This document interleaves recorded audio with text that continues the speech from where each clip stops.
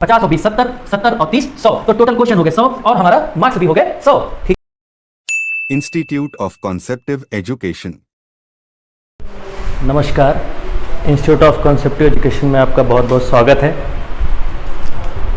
कहते हैं कि इतिहास लिखने के लिए कलम नहीं हौसले की ज़रूरत होती है।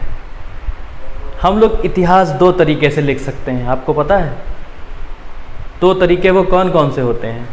एक तरीका वो होता है कि हम लोग अपना इतिहास लिखते हैं, एक तरीका वो होता है जब हम किसी और का इतिहास लिखते हैं। जब हम किसी और का इतिहास लिखेंगे तो वो सिर्फ़ और सिर्फ एक कलम से ही लिखेंगे, लेकिन जब हमें खुद का इतिहास लिखना होता है तो हमें हौसले की ज़रूरत होती है। इसलिए हमेशा ध्यान रखिए कि इतिहास लिखने के लिए कलम नहीं हौसले की ज़रूरत होती है। बशर्त यही है कि वो इतिहास अपना हो, किसी और का नहीं। किसी और का इतिहास लिखने के लिए आपको तो कलम की ज़रूरत पड़नी ही पड़नी है, लेकिन खुद का इतिहास लिखने के लिए आपको हौसले की ज़रूरत है। अब हम लोग प्री एलिजिबिलिटी टेस्ट प्रारंभिक अर्हता परीक्षा 2023 के बारे में आपसे बात करते हैं। UPSSC के द्वारा प्री एलिजिबिलिटी टेस्ट 2023 का नोटिफिकेशन आ गया है। अब इसकी नोटिफिकेशन के बारे में मैंने आपको सब कुछ बता दिया है। अब हम लोग इसके सिलेबस के बारे में बात करेंगे। सबसे पहले आप ये समझ लीजिए कि इसमें होता क्या है। इसमें टोटल 100 प्रश्न आते हैं। 100 प्रश्न आते हैं। इसमें जो प्रश्नों की संख्या होती है वो 100 होती है। 100 प्रश्नों की संख्या में पूर्णांक भी 100 का होता है। अब प्रश्न भी 100, पूर्णांक भी 100, यानी कि एक क्वेश्चन का नंबर हुआ एक नंबर का एक क्वेश्चन हुआ। ठीक है।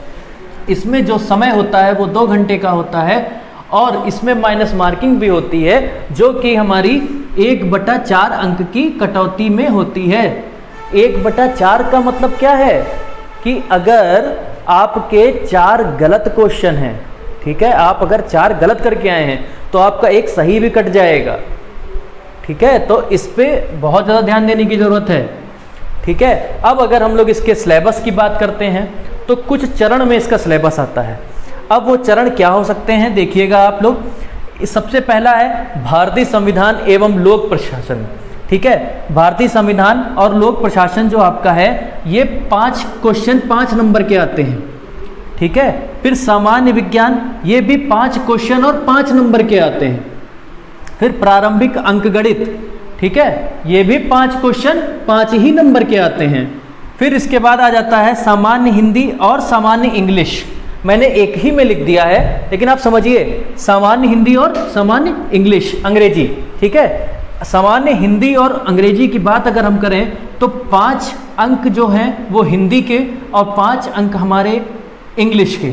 ठीक है, यानी कि 5 क्वेश्चन हिंदी और 5 क्वेश्चन इंग्लिश के रहेंगे। फिर हम लोग भारतीय इतिहास की बात करते हैं, ये भी हमारा 5 नंबर का ही रहेगा। फिर भारतीय राष्ट्रीय आंदोलन की बात करते हैं, जितने भी राष्ट्रीय आंदोलन हुए हैं, ठीक है, उनको हम लोग इसमें पढ़ेंगे, वो भी 5 क्वेश्चन 5 नंबर के ही होंगे। फिर आ जाता है हमारा जियोग्राफी यानी कि भूगोल आ जाता है, ये भी 5 क्वेश्चन 5 नंबर के होंगे। फिर भारतीय अर्थव्यवस्था हो जाती है, ये भी हमारे 5 क्वेश्चन 5 नंबर के होंगे। तर्क एवं तर्क शक्ति, जिसको हम लोग कभी रीजनिंग भी बोलते हैं, ठीक है, ये हमारे 5 क्वेश्चन 5 नंबर के हो जाएंगे। सामयिक यानी कि करंट अफेयर्स इसके भी।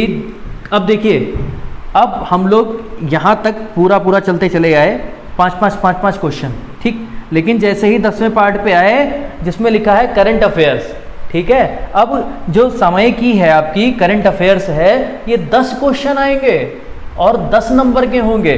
तो इस पे बहुत ज़्यादा फोकस करना है आपको। करंट पे, करंट में आज से लेके आप लोग को कम से कम 6 महीना का करंट तो आना ही चाहिए। बिल्कुल करंट एकदम पक्का कर लेना है, क्योंकि 10 क्वेश्चन 10 नंबर के हैं करंट। फिर आपकी सामान्य जागरूकता, ठीक है, सामान्य जागरूकता भी आपके 10 नंबर का है। ठीक है, सामान्य जागरूकता भी आपका 10 क्वेश्चन 10 नंबर का आ गया। फिर आपका 12वां पार्ट है अपठित हिंदी गद्यांश का विवेचन एवं विश्लेषण। इसमें क्या होगा कि इसमें हिंदी के 2 पार्ट में हिंदी आएगी, मतलब कि कुछ पैसेज वाले क्वेश्चन आंसर होंगे, 2 पार्ट में आएगा। पहला पार्ट 5 नंबर का, दूसरा पार्ट भी 5 नंबर का होगा। टोटल इसमें भी 10 नंबर का ये होगा। फिर ग्राफ की व्याख्या एवं विश्लेषण। अब ग्राफ, कोई ग्राफ दिया होगा, उसकी व्याख्या और विश्लेषण करना होगा। मान के चलिए इसमें भी हम लोग गणित का ही यूज करते हैं। अगर हम लोग अंगणित और गणित के जो फार्मूले हम लोग पढ़ेंगे पहले, उसका ही यूज इसमें होगा। फिर हम लोग तालिका की व्याख्या एवं विश्लेषण करते हैं, ये भी हमारे 10 नंबर का आएगा। और ग्राफ की जो व्याख्या विश्लेषण था, ये भी 10 नंबर का था, मैंने बताया नहीं था अभी, ठीक है। तालिका की व्याख्या एवं विश्लेषण 10 नंबर। टोटल क्वेश्चन हो गए, देखिए आप लोग, 5, 5, 10, 5, 15, 15 और 10, 25, 25 और 5, 30, 5, 35, 5, 40, 5, 45, 5, 50, 50 और 20, 70, 70 और 30, 100। तो टोटल क्वेश्चन हो गए 100 और हमारा मार्क्स भी हो गए 100, ठीक है। तो आप समझिए यूपी SSSC पेट 2023 की ये सिलेबस है आपका। पढ़ना सब कुछ है, क्वेश्चन 5 ही 5 आने हैं, ठीक है। आपके पास अभी 1 महीने का तो समय आपका परीक्षा के लिए फॉर्म भरने का है। उसके बाद जो भी समय आपको मिलेगा वो आपको पढ़ना है, समय बहुत कम है, ठीक है। तो आप लोग सबसे पहले हम क्या करेंगे, इस सिलेबस को अपनी अपनी कॉपी पे नोट डाउन कर लेंगे जरूर, ठीक है। कॉपी पे नोट डाउन करने के बाद जब आपके सामने सिलेबस होगा ना, तो एक स्ट्रैटेजी होगी, ना, तो अब उस जब स्ट्रैटेजी के उससे पढ़ेंगे ना, तो पेट ही नहीं, दुनिया का कोई भी एग्ज़ाम अगर आप एक स्ट्रैटेजी बना के कर रहे हैं ना, तो वो उस एग्ज़ाम से तो आपके लिए कोई इजी एग्ज़ाम होगा नहीं। लेकिन अगर आप स्ट्रैटेजी नहीं बना रहे हैं, आप तो हवा में पढ़ रहे हैं कि अरे पेट है, बहुत सरल 2021 का सरल हुआ करता था, 2022 में सबकी आंखें निकल के आ गई हैं कि 2022 का पेट आसान नहीं था, ठीक है। तो आप लोग मेहनत करिए, बहुत बहुत शुक्रिया।